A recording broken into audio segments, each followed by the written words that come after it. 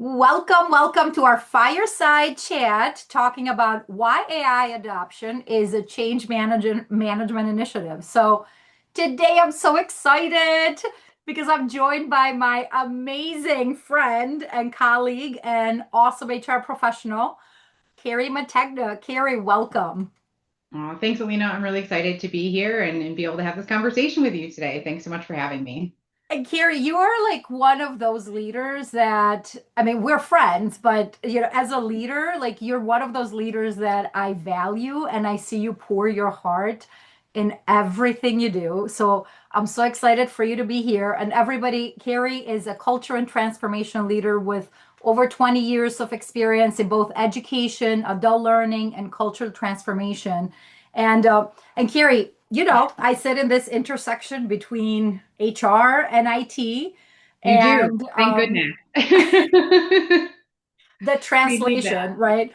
Um, but we always talk about like when organizations start to think about AI adoption, always a conversation is, oh, Chat GPT or tools and prompts and policies and like how can I use AI to be productive? But me and you have a lot of conversations about this, and We I'm sure so do. glad we're actually getting to record one because at its core, this AI adoption is really about how people are changing how they think, how they Yeah. work, how they decide, communicate, right? And this is why this is a change management conversation. And we have, as HR professionals, we have a role to play. So let's start with this question. Share a little bit about your background, how you think about change management, especially with this like new technology being introduced.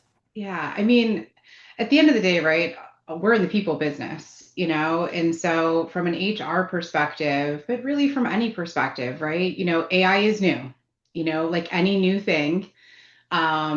Where it feels like, we think we've learned something or we know something about it, and now there's something new being introduced, right? As humans, that can feel a little unsettling. We like to know, and we A little, we just like a to be little. able to reflect on what's comfortable for us and really kind of stay in that zone. And so AI is no different. I think the pacing is probably what maybe has people feeling a little more anxiety than potentially normal. But the thing is that, AI or not AI, it's still being led by humans. So decisions are being made by humans, right? About how companies are thinking about AI, how companies are adapting to AI. And because at the end of the day, it's all people driving these things, it all becomes a change management, experience. And so, so commonly, you had mentioned, IT and what are the systems and what are the tools, right? And we do what most always do, which is we get the tool and we send it out and we say use it, right? And we've kind of skipped the why are we doing this? Why is it important? What's at risk if we don't, organizationally, and also individually, from Right. that perspective. And then we also really tend to skip the what's in it for you? Like, why should you care? Why is this something that you should even be interested in? And I think because it's hitting at a time where we're asking so much of our people already, it just feels like one more thing. And so, how do we get through that? I think is the real Yeah. question. Yeah. And I mean, it all comes down to behavior change to some extent. And Love that you word. know, It's as much as we wish it didn't, like it's so many times it's like, well, can we do this? Can we do that? And it's just it's coming down to behavior change, to making new habits, to thinking about things differently. And like anything in our lives, right? We just want to be like, well, can I take the pill?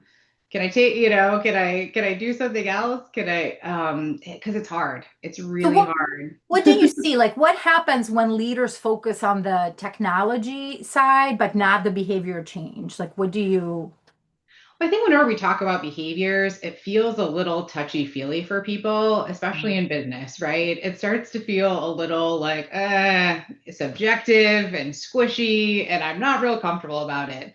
If I could read something and say, this is the system, this is where you point and click, and this is what we're going to do, it feels a little less gray and maybe a little less uncomfortable. So we tend to focus there. We tend to say, I know and understand this. I know this part of the system. And so this is what I'm going to focus on from a leadership capability, perspective. And this is what I want people to do. I want you to point and click here. I want you to do this thing. I want you to integrate it into this particular process. And here's how I want you to do it.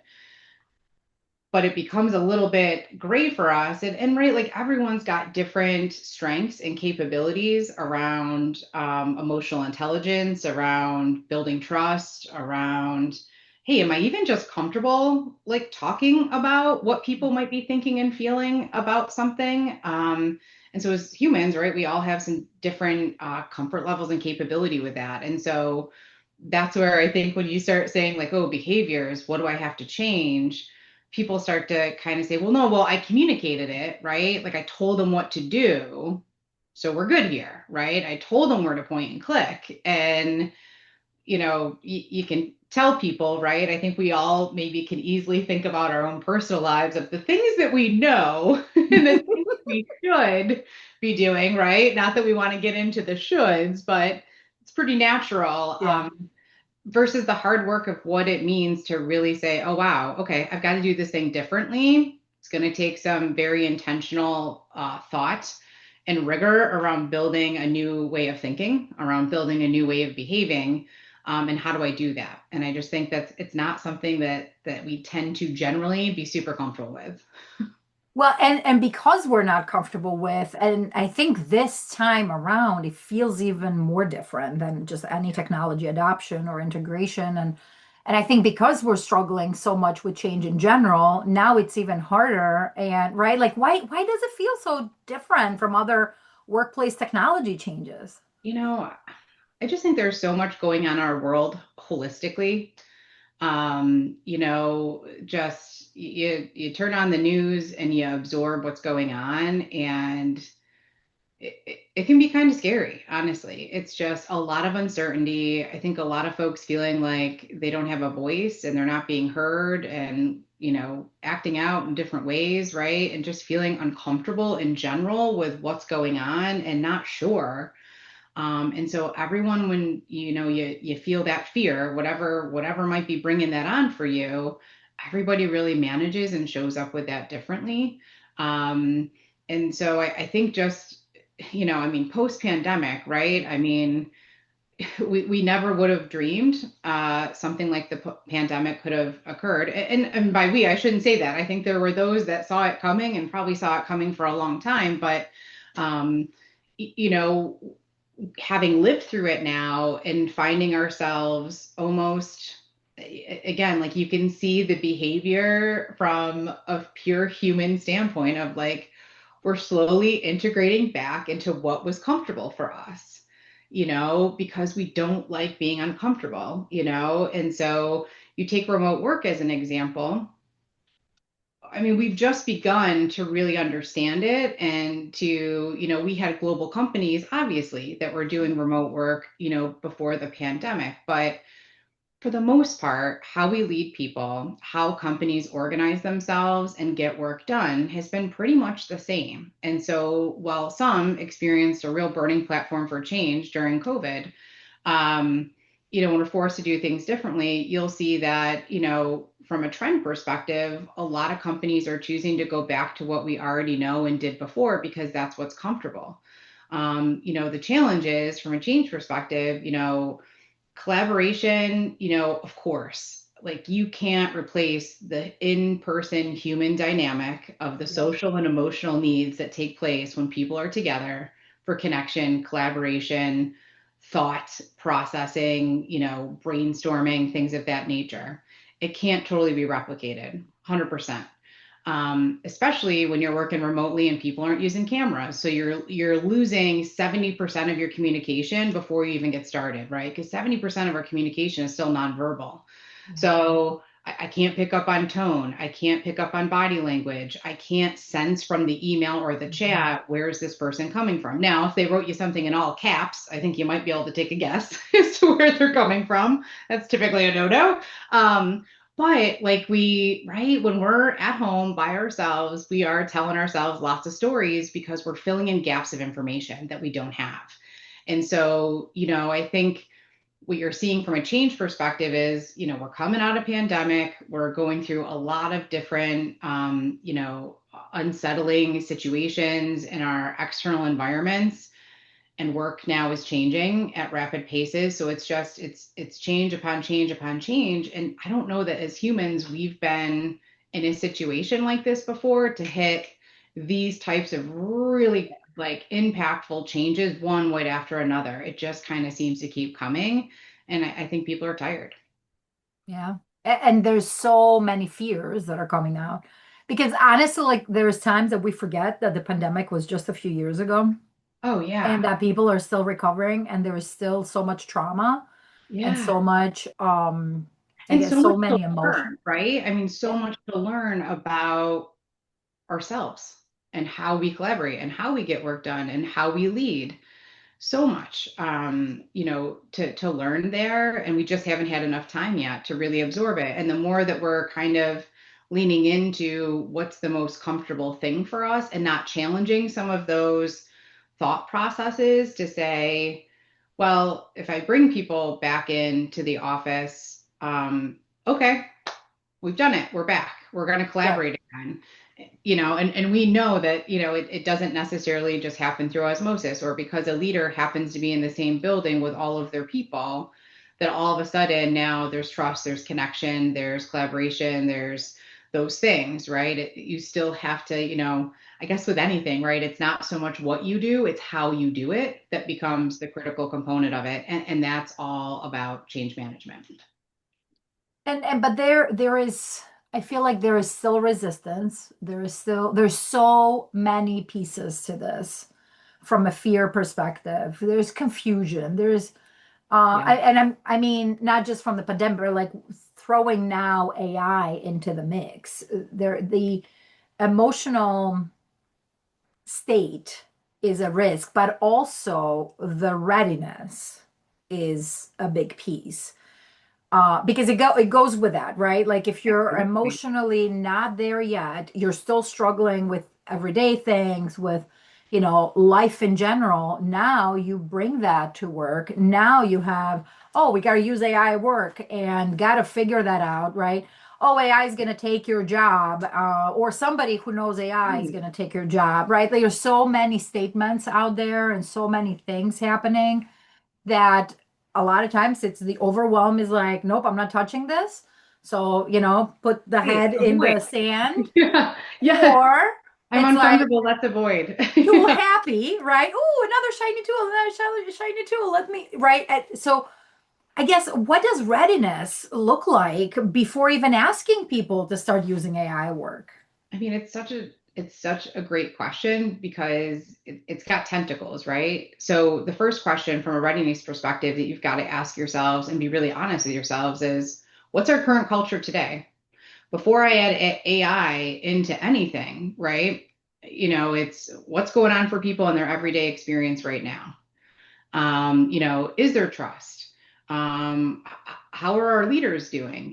Do they have not only, I think we tend to jump to capability, right? Like, let's get leaders what they need to tell people what to do with AI.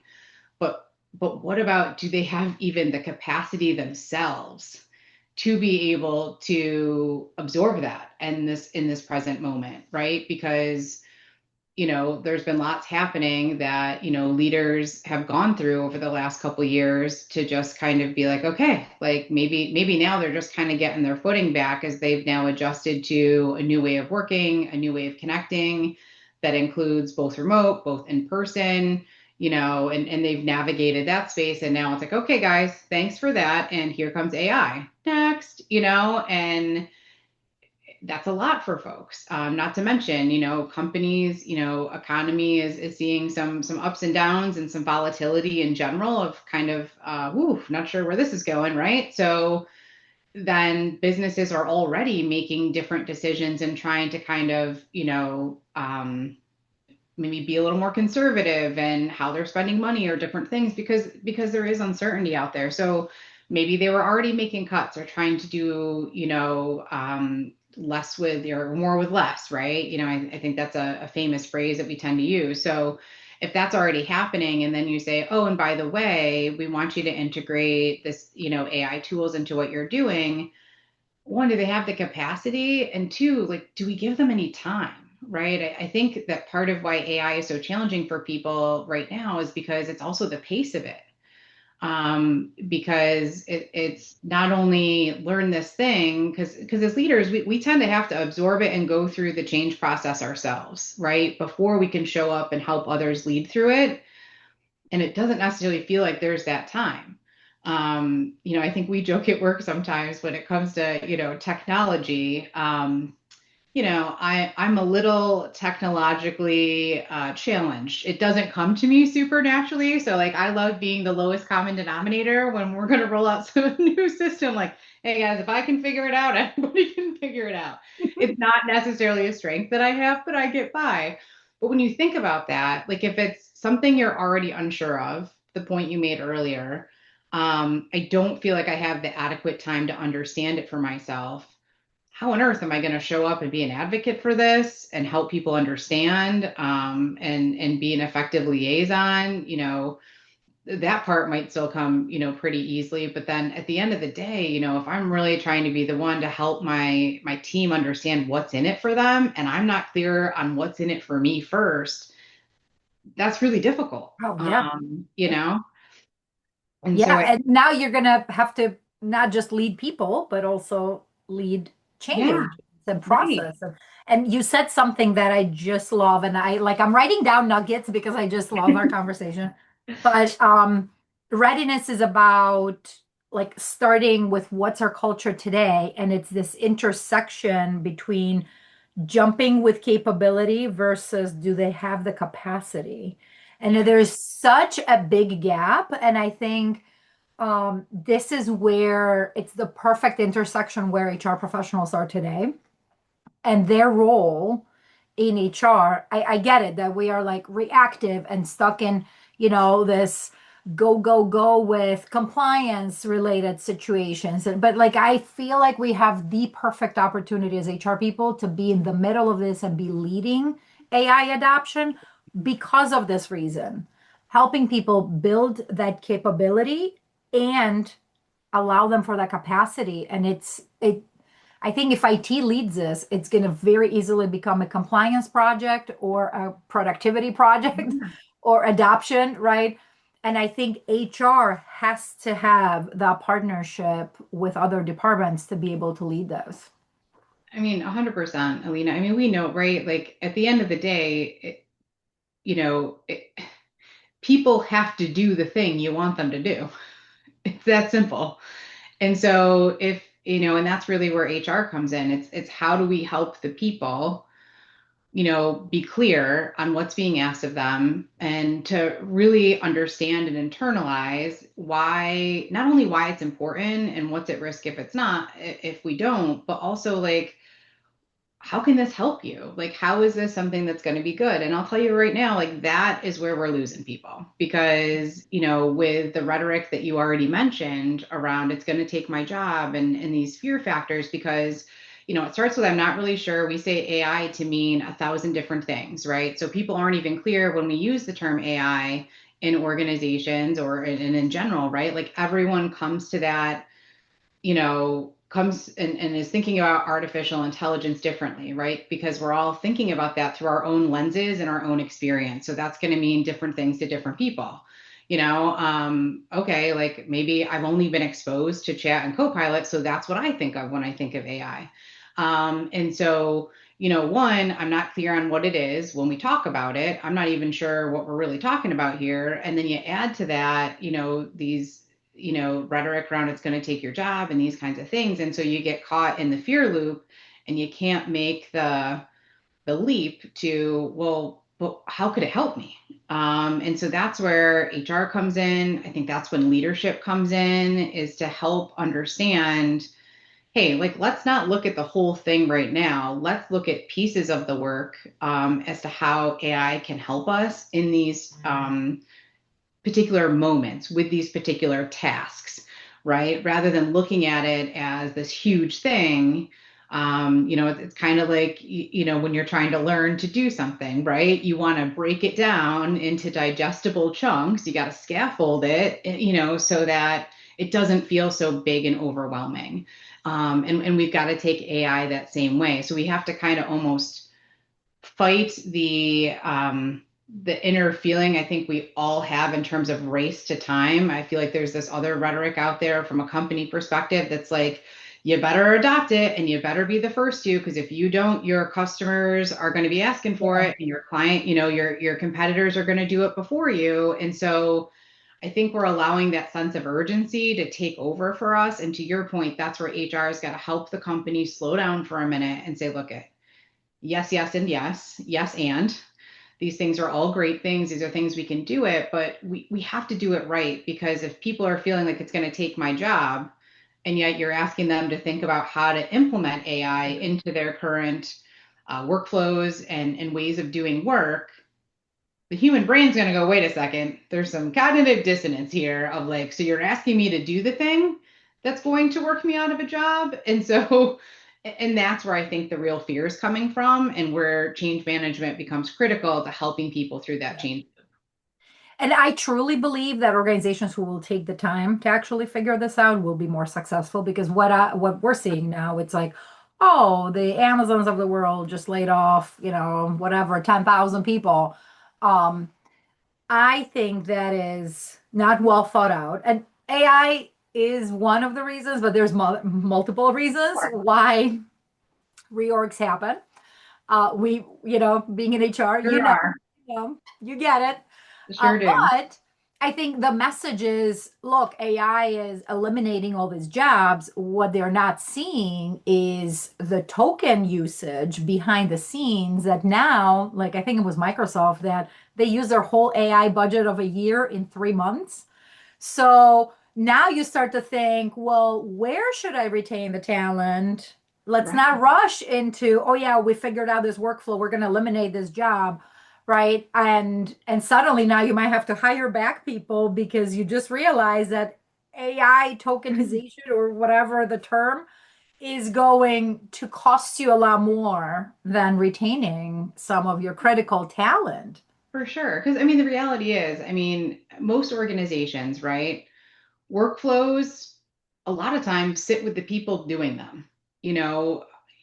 Listen, there are some companies that are really great at documenting these things and are really great at what's the process, what are the workflows, they've got it documented, it's repeatable process, and all of that great stuff, which is awesome. But I think most companies are somewhere in the middle, depending on the role, depending on the leadership, depending on how fast we've been moving for the last couple of years. Have we had time to do those things? Because those are also the first things that kind of get pushed to the side when that sense of urgency takes over for companies, and they're doing whatever the next thing is that they need to do to stay cutting edge, to meet client demands, to keep the customers, whatever that is. So, as an HR, team, we often see like what's going on from a talent perspective, because that's where we have our single points of failure, right? Like so many times we're building talent strategies and working with leaders on, all right, like who are the people that have all the information? What are we doing to transfer that knowledge? How are we creating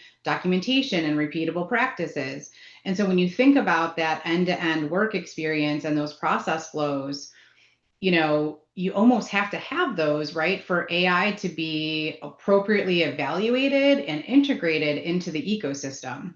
And so if you don't have those things, but it's like, oh, well, I saw this thing, right? The shiny, cool thing. And so now I'm going to implement that here. So that means, hey, I don't need these people anymore, to your point. And now when all of a sudden you're Cha-ching, doing it cha-ching, and you're cha-ching. going, uh-oh, I didn't think about that. Or, oh, boy, Sally always did this and we didn't know. And now, whoop, that's where we just, we're falling out here. And, so that systems thinking and systems documentation and process and what are the practices and what are the behaviors, that because we're just used to people doing it, right? And so now if you don't train the AI holistically, completely, to do the thing, And if the person you need to understand that just walked out the door, either voluntarily or not, now what?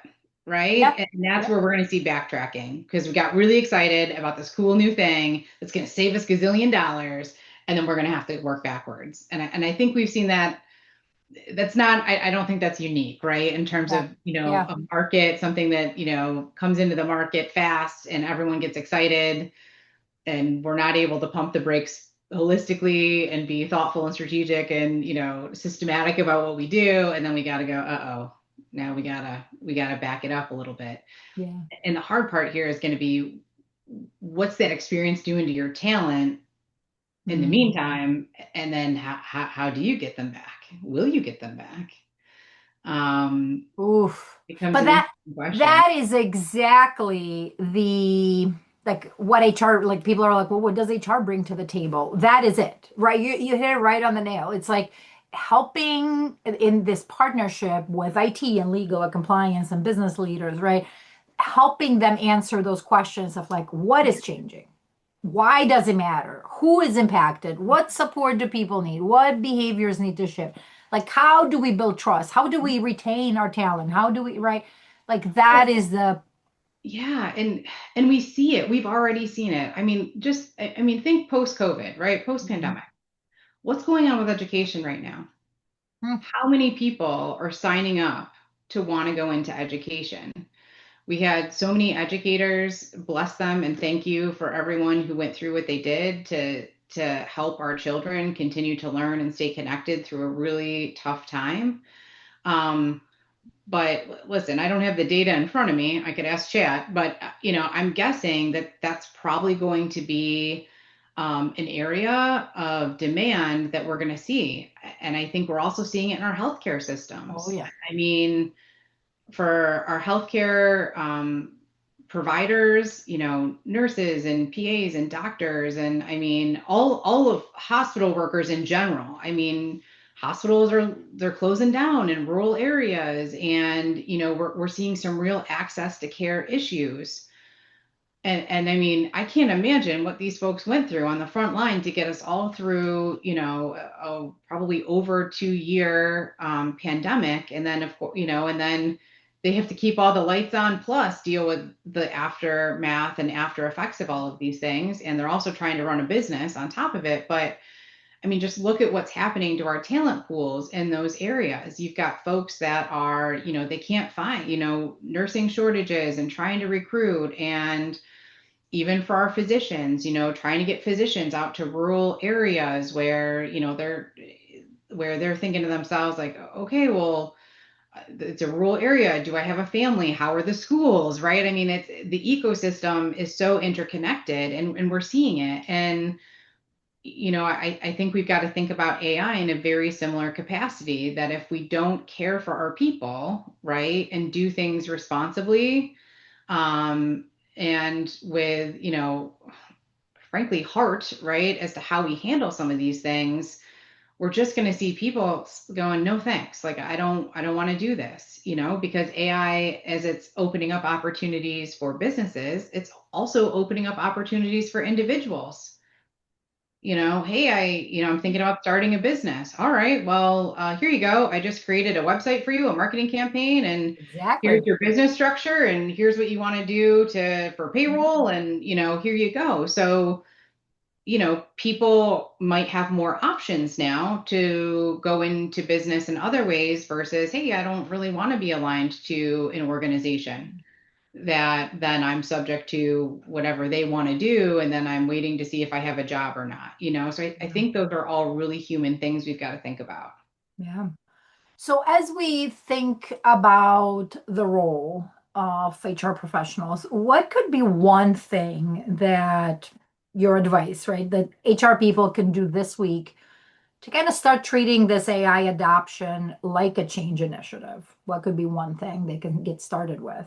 I mean, the first thing I would say is kind of get clear for you first. So, as the HR professional, how are you feeling about it as a human, right? Like, um, because, if you're still kind of feeling fearful about things, that might impede your ability to think about this through, the HR lens for all of your people. Now, the good news is if you're feeling that way, that's okay, right? Because it also creates some vulnerability and some connection and some, hey, you're human too, so that's okay. But kind of work it through for yourself. And I think, starting with that and then moving to what are you hearing in the organization? Mm. So on Monday, put your ear to the ground.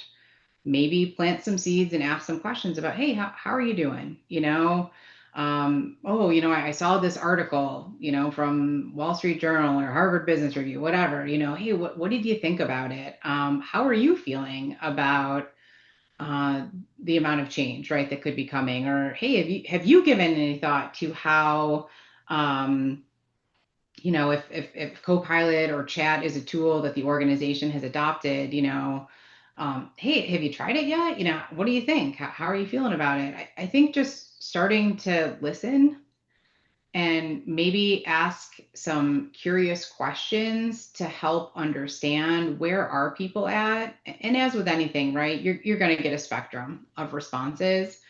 You'll have your early adopters that are really excited about things and glomming on and doing cool stuff. And okay, that's great. Like, are we highlighting those things? Are we sharing those things? We'll have the other end of the spectrum where probably no matter what you do, they're not going to be into it, and that's okay, right? And so don't spend a ton of time and energy there because you're probably not going to shift that. But for the majority of us, we're going to be somewhere in the middle of that. And the more that as HR folks, we can be curious, ask questions, listen, and I think share back. Hey, what are we sensing? What are we hearing? Because what we're hearing can tell us where they are in the change curve.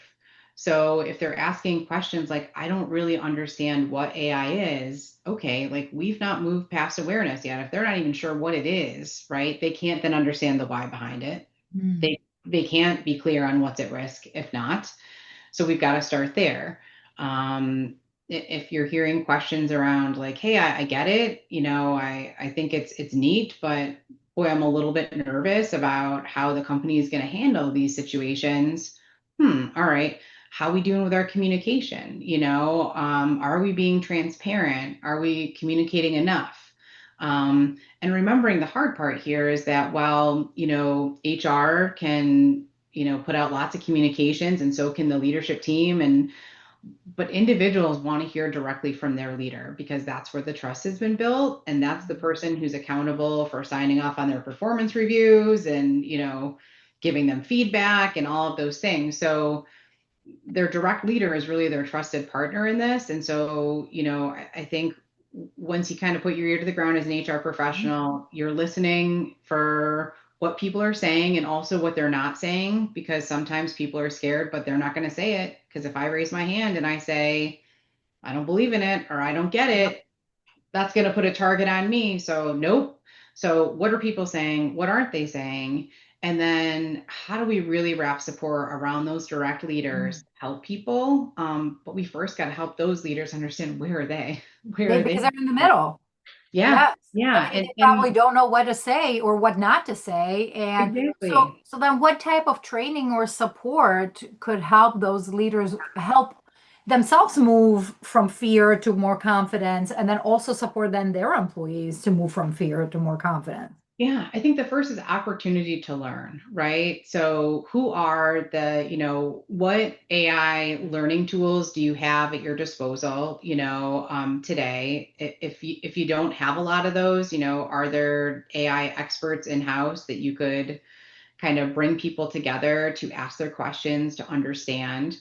Not to mention, there's just a lot of great stuff out there, in general today, that people can go to various sources to check out just to kind of educate themselves. But I think creating that space for leaders to come together to talk to one another about what are you hearing on your team? What are you picking up on? And then having those facilitated conversations to say, and for leaders to have the space to be able to say, here's where I'm not sure what to say, and here's where I'm not sure what to answer.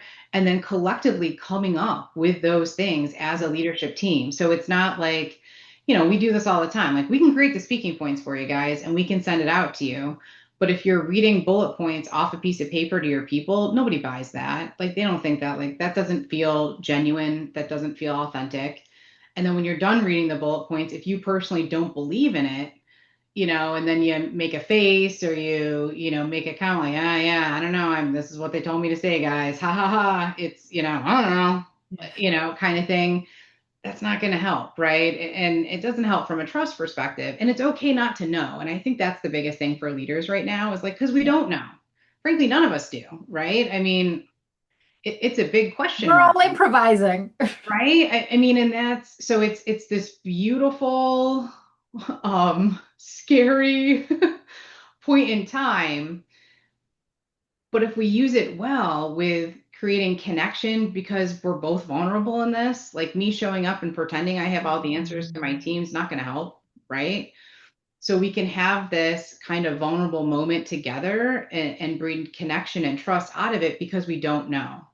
But we can also be honest about certain things, right? We can bring our teams together and say, hey, I don't know exactly what this means for us right now, and I'm learning right along with you guys. In fact, it might be a wonderful opportunity in your team meetings to start bringing some learning to the team meetings so y'all can learn things together. Can we go through an e-learning together, as individuals, and then in our next team meeting, let's have a conversation about it. What stood Yeah. out for you? What resonated with you? Okay, well, were you feeling anxious about something? Were you feeling excited about something in it? Like, let's talk about what we think it means for our team together, because you can lead through that without having all the answers, and Love that. start coming up with them together. And the more you can engage people in that conversation and then the figuring out what does it mean for us, you're working them through the change curve, because now what's in it for me is being coalesced and described together, right? We're coming up with that together. Mhm.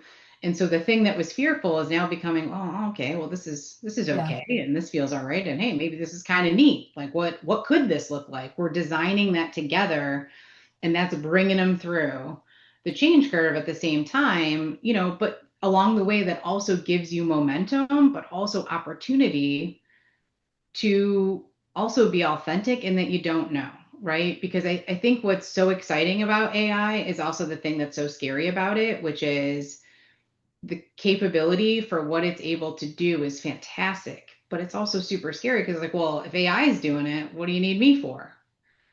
Listen, as leaders, we know that feeling, because the first feeling you have as a new leader is, okay, I just became a leader because I was really good at doing this thing. And now I have to Now lead what? people. Yeah. Now I have to have all the answers, right? And now they don't need me to do the thing anymore. They need me to lead the people that are responsible for doing the thing. Ooh. And it's this wonderfully horrible feeling of, what do I do? Right? Like, Because it goes to your purpose and to your yeah, identity. And I think you're right. I think AI yeah. adoption is hitting us at that core of our identity. Like, who am I if If it's now doing it all for these me. tasks are going to be performed by AI and a machine?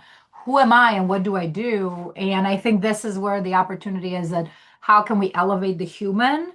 when these tasks can be done by And figure it AI? out together, right? I mean, what Yes, a beautiful spot to be I love in, that. right? Of like, if the question is no longer, how do I do more with less? If the question is becoming, how do I do more with the resources I already have? Hmm. Now that's a fun thing for a team to unpack together. Yep. Yep. Because, right, because budgets are tight, right? Like, so no one's throwing out money for like lots of extra, talent to come in. So, all right, guys, we can't bring in more people, but we could look at AI and we could say, how could that do some of the things that we're doing today to give us more Hmm. capacity to Hmm. do these other things that we really need Yeah. to do, that we've been waiting to do, that we wanted to get, that we've kind of been like, well, we can't do it because we don't have bandwidth, right? We don't have enough people. Yeah. Well, Yeah. now that's a question we can solve together, and that feels a little less scary than it's going to take my job. Now, do we need to be honest with people that your job most likely will look different no matter who you are and what you're doing? Yep. Yes, it will. for all of us. I mean, I don't think anyone is remiss in that. It's going to look different for all of us, but by thinking it through now and being involved in the process of what could it be versus I'm going to ignore it, pretend it, avoid it, like, those things, then that's when it comes for you. And then you feel shocked by it, right? Yeah. Because I Yeah. resisted any of it. And then now I'm like, well, wait, what do you mean? Like, I- what's happening? I mean, so you want to be involved in it, right? Be part of the solution, don't be part of the problem, right? Get involved and don't be scared of it. The more we Yeah. can understand, we can learn, it builds our confidence, right? And then we go, oh, okay, well, this isn't so scary. And it does give you some like semblance of perceived control, right? We Yes. love A that. little bit more A confidence. little I bit, keep yeah. using the word confidence. Yeah, I like It's that. just this, it's kind of like steps towards feeling a little bit more, not necessarily comfortable, but like how can you still use it? Because certain things could definitely be scary, how you use them and how, I mean, Sure. you hear stories about processes being taken over by AI or AI trying to Yeah, duplicate itself, right? So like, but how can we be intentional and responsible when using it, and focus on the things that we can control? And oh my exactly. God, Carrie, so many nuggets, so many nuggets. I have so many notes over here. I love it. I love it. I love it. And thank you. This was such a good conversation about how, we got to start to think about this AI adoption, or I've started saying AI integration Ooh, I because like like that. I like I've that. been That's playing really with what it these. is. Yes, it's not just about adopting it, it's about integrating it in really intentional and meaningful ways. That's going to, yeah, I love that. I love thinking it Yeah. through. I'm gonna use that nugget for me going Well, forward. I'm And still, and I would love to explore it even more. Like, what yeah, is the difference and how do you start to see it? And I think it's the way I'm reflecting on it is more on this, like, stop looking at your job as a um, big, ginormous, job description.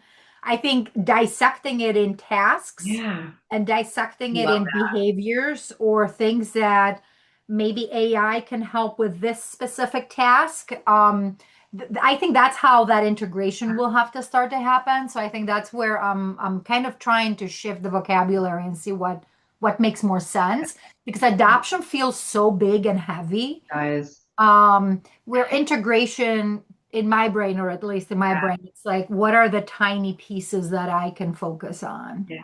You know what you just made me think of with saying integration, Alina? Like I'm trying to think through of like pre-pandemic, never used Teams before, never used chat, never used Teams or Zoom or Yeah, we yeah. weren't doing video. Collaboration tools. Yeah, at all. And ding ding ding, burning platform for change. Here comes COVID, and you're using it. And if you were a company that didn't have it, boy, you got it as fast as you could, right? And so Yes, we were part of you think those about, where we yeah, had right. to. I mean, you Yeah. think about that from a change management perspective of like the amount of time and energy had we not had the pandemic creating that sense of that burning platform where like we didn't have a choice, right? You were home, and if you still wanted to work, this is how we're doing it. Um, and I'm trying to in my head just like thinking through the parallel nature of AI and that because if we hadn't had the pandemic, would I have quickly of changed and adopted to collaboration tools as fast as I did? Nope. Especially knowing the type of person I am around technology Yeah. of like, But you you know, should, you also I love the remember going to impression. a smartphone with a lot of resistance. Like it was, But you if I are had had like, my choice, I'd still have a flip phone you're probably. a But connector. You're like a yeah, live connector. yeah. Yes. But so I'm just like thinking about that idea of integration because that's really what we did because we had to, right? And so how different is AI in that place? Is that we have to. I think that is the message, right? There really isn't a choice because if we don't, someone else is going to, and in our, business, whatever our business is, our customers are expecting it and our Mhm. competitors are doing it, so we don't have a choice. And so I don't know. I've got to think about it a little bit more, Yeah, but with yeah. you using that word and thinking about that, it does have me thinking about that connection there of, you know, just fully adopting something versus integrating it into, and in my mind, integration feels more like as the person, I have some say in how the thing, in this case AI, is going to be integrated into what I'm doing Mm. versus Ooh, which, adoption yeah. feels like something that's, forgive the term, but almost like I'm forced to be doing. Like I have to Mhm. adopt it, right? I have to make this change. And I do wonder how much that thought process, right? Like I Yeah. have to go to the gym versus I want to integrate that into my lifestyle because there's some real health benefits for me. Like even just saying those two different things out loud, it feels different, right? So integration to me feels a little bit more like I get to be part of that journey and in that process versus. So now you've got me thinking about how do we even talk about this from a change adoption initiative? Do we drop adoption? Because I maybe love that's it. right. Because maybe that's what people are feeling like, a little bit resistant to Yeah, yeah, yeah. is you're making me do something that maybe I don't know if I even believe in it, you And know? the reason why I thought of it is because last week I recorded a similar conversation with two IT professionals, and we were talking about the common language between HR and IT and how we can build a Ooh, partnership. And during that conversation, this adoption versus integration, I kind of it came up, and I was like, "Ooh, this is actually really good."